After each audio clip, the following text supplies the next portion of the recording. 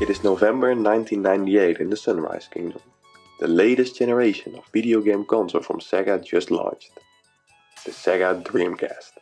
At the time, the graphics it was capable of producing were leagues ahead of the competition. Expectations were high. This console could not afford to fail. After the disastrous launch of the Sega Saturn and a straight up confusing situation with the 32X add-on, Sega had to have a win. The Dreamcast had the first mover advantage of the 6th console generation. It launched 2 years ahead of the Sony PlayStation 2 and the Nintendo GameCube. Still, with everything to lose and a fiercely competitive market, Sega had to... You know how this one ends. There was no happy ever after for Sega's hardware division.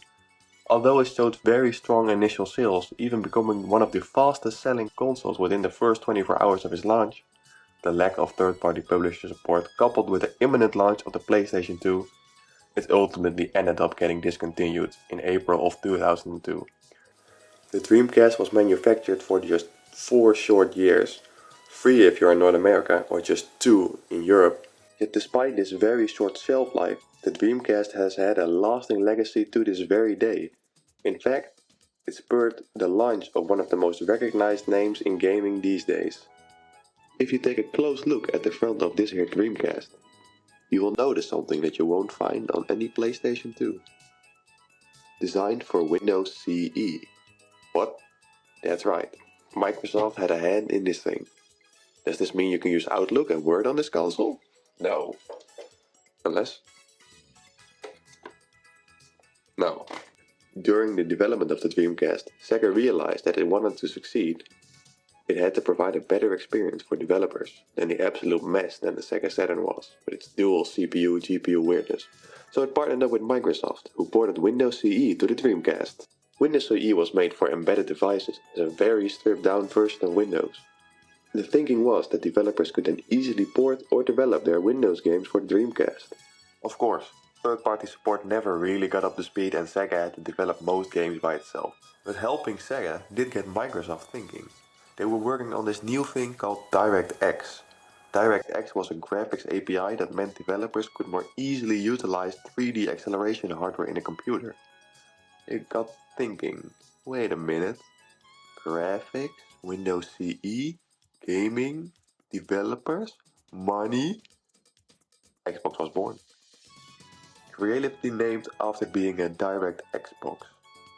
That's right. Microsoft stole the Dreamcast from Sega. Is it really any surprise?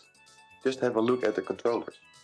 Dreamcast controller looks basically identical to a first generation Xbox controller, just with the memory card being replaced by marketing. They also added the much needed second analog stick, which is sorely missing on the Dreamcast controller, and they threw in an extra button here and 2 bumpers. But if you look at the general design, they basically copied it one for one. Hey, can I copy your homework? Sure. Just make it look different so no one notices. X, Y, B, A. X, Y, B, A. They just swap the colors around. Same with the placement of the D-pad and the analog stick. So between the 3 standards, the Sega standard, the Microsoft standard and the Sony standard, which one is the most comfortable? Obviously, for human hands, the thumbstick in the top left is just a natural place. Put your hands on a PlayStation controller to reach the thumbsticks you need to.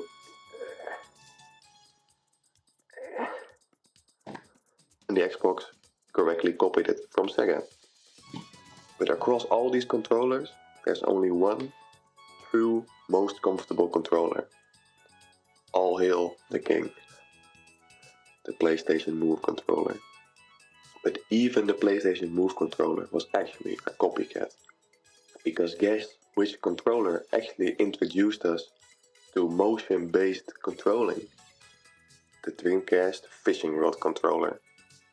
This baby has a gyroscope in it, so it knows if you flick it, so you can use it in games to cast a fishing rod, or you can use it in Soul Calibur to control your sword, and you can swing it around to swing your weapon around. And it of course has the reel for reeling in the fish. Genius. Before we go further in berating Microsoft, let's have a quick look at what this thing can do. Get a game in it. Classic Soul Calibur.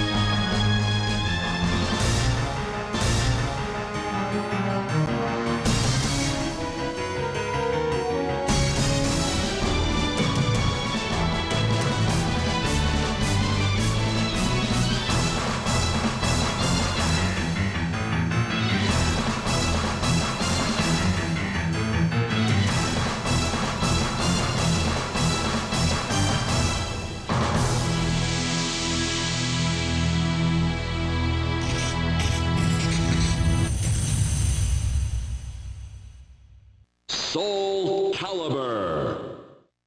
Another significant first for the Dreamcast was its focus on multiplayer gaming.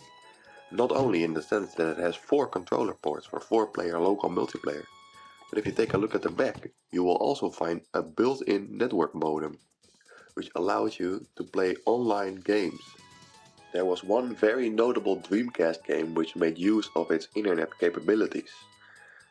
Phantasy Star Online, an MMORPG. It was developed by the same team that developed Sonic at the time. It was quite popular and there are still active servers to this very day.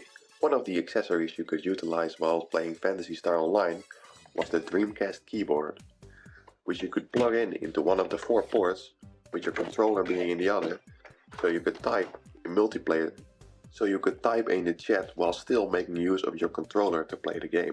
So even though the Sega Dreamcast is widely considered a failure and even caused Sega to leave the hardware market, it still left a lasting legacy and had a profound impact on the modern gaming landscape. It started online gaming, it started Xbox, it was one of the first to introduce motion controls, it held one of the first MMORPGs on console. The Dreamcast uses a media format known as GD-ROM, which is basically a souped up version of a CD, which can hold about 1 gigabyte, even though a DVD can hold up to 4.8 gigabytes, which allowed games to be significantly larger in size and have more expansive world and expansive storylines. Yeah, Xbox also used DVD. This, coupled with the very limited third-party support on the Dreamcast, ultimately resulted in it failing. But who knows? Maybe in the future, Sega will release something again that is just as innovative and just as creative and so full of soul as this thing.